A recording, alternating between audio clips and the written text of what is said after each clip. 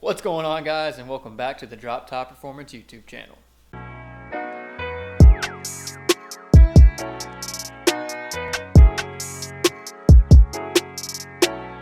Alright guys, so in today's video we're going to be going over, wow, this dragonfly going nuts right above my head. So we're going to be going over fuel pumps because I have got to the point in this project, this build, where I'm currently getting ready to do the fuel system.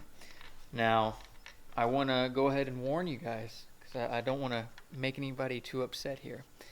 But I did indeed do a trap door. And I know it's going to hurt a lot of feelings. But don't worry, guys. I did a good job at it, I think, anyways.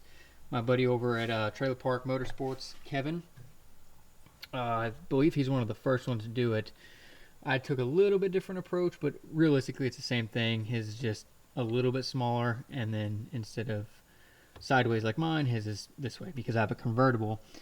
And if it was sideways, it wouldn't be able to open. But with it being sideways, it's able to open. If it was straight like that, it wouldn't be able to open because it'd hit this. So that's pretty much, it's just an access panel. And so I cut a hole, trimmed everything, put some self-etching primer so that it doesn't rust or get all nasty, and then put some rubber plastic stuff that you would put on the edge of doors. It just to clean it up a little bit and to keep it from cutting me if I ever need to get into it. Now, the reason I did this, yes, I already dropped the fuel tank, but the reason I did it this way is, say if I do drag week or Rocky Mountain Race week or any of these things that I plan on doing with the car and the fuel pump goes out or anything along those lines starts to happen, guess what? I don't have to drop the axle down. I don't have to crawl underneath the car. I don't have to drop the entire, fuel tank out. Who knows how much is actually in it at that point in time.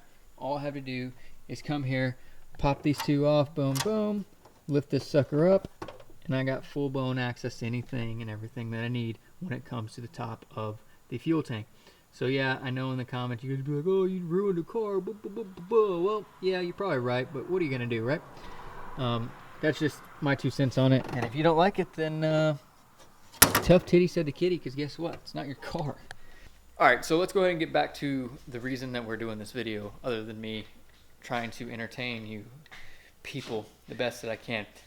So this is Chris Johnson's twin 450 hat, pump, and hot wire kit. Or hot wire, whatever, the extra voltage and science and stuff. So I'm going to go ahead and spin you guys around so you can see what I'm dealing with here and what I got myself into.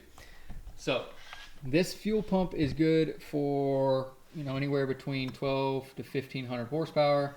I probably will not see that for a very long time, and that's okay with me, but I'd rather have the fuel pump and not need it than to need it and not have it. So these are twin 450 Walbros, I believe. They come with little socks, and it's a pretty slick little setup. So it's got an anodized hat. I did the 6 return and the 8 feed. Everything is literally plug and play, which I think is super rad. I will not be running just because I'm kind of in a time crunch here. If you guys know, I'm trying to build this car for Texas 2K. I got about 20 something days left, so time is running out. Now this would go straight to the fuel level sensor. You would just tap into I believe the purple wires on the old one and plug into here. And then same with this. Obviously these pick up signal, and this is what gives a signal, or vice versa, whatever way that works. This is a piggyback plug, pretty much. This is just giving power to the pumps. Let me go ahead and pull out the harness that he provides, which I think is pretty trick. It definitely makes things really easy. Unfortunately, my car does not have a battery relocation kit, so I am going to have to add a little bit of link and wire to the battery. But that's okay because realistically, I've got to do 10% of the work when he's already done 90 of it. So this would be the plug, right? So this would go to here, as you can see. And then this one is going to plug into the existing harness that you'll pull off of the fuel cap. So let me go ahead and pull that over here. Let me get all my stuff in the way. You guys love seeing my trash, I can tell. So this is the old plug that was on the tank, right?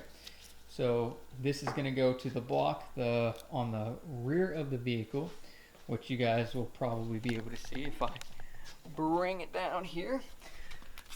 Okay, so if you look right up in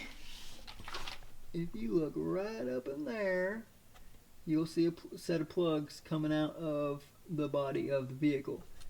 That's where these plugs go, okay?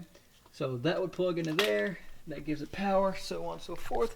You would no longer need to use this plug or the 3-prong plug. But if you guys walk over here with me, which you don't have a choice because you're kind of watching, this would tap into the existing harness, and boom, you are good to go when it comes to power, which is pretty easy, self-explanatory. And then off this you have 2 grounds, which I'm just going to ground to the chassis, and then 2 relays, one for each pump, which, you know, go ahead and put those somewhere on the body of the car.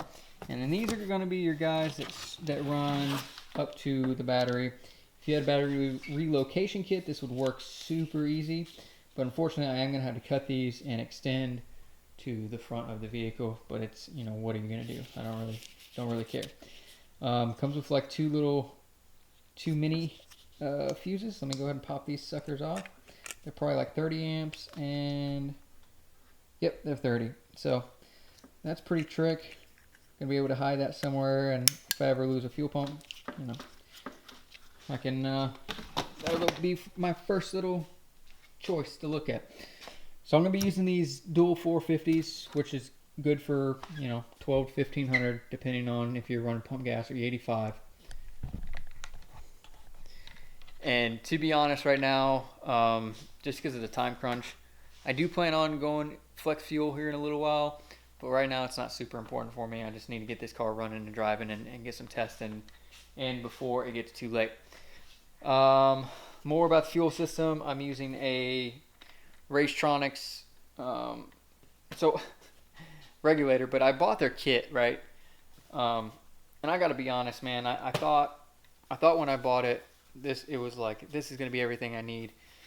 And then I got learned on some stuff and started looking at the fuel system and realizing, like, maybe out of everything that they gave me, aside from the PTFE hoses I can use, I can maybe use like 3 or 4 of the fittings, because I don't know, I changed the idea, I guess, and whatever. You could technically use it, but it's not what I'm going to use. So what I'm going to be doing, and I'll put a little diagram on the screen so you guys can get a general idea, but I'm going to go feed from Chris's pump into an 8AN through a filter down to a Y. I'm going to hit both fuel rails evenly, and then I'm going to put my regulator right off the fuel rail, and then I'll have, you know, a fuel gauge and then a fuel safety cutoff. And then from there I'll be running a 6AN return feed all the way back.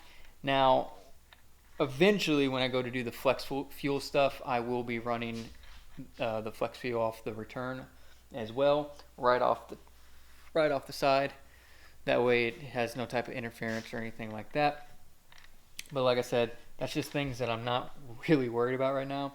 So the next step for me is to find out where I'm going to mount everything, how I'm going to feed this stuff, and make it all work. So that's the next step for me. Getting the fuel tank out, honestly, was not that bad. I mean, it wasn't the easiest thing in the world, but you can do it. It's not bad at all. So we are another step closer.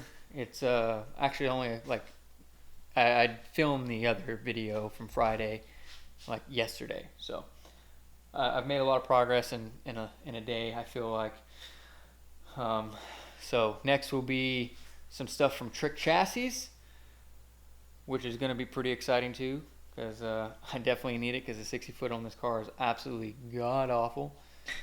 But that's pretty much it for the fuel system. Once it's all completed, I'll kind of go run through the system and all that. Hopefully in the same video. I'll just kind of fast forward probably tomorrow or something. Anyways, guys, thanks for watching, and as always, check you later.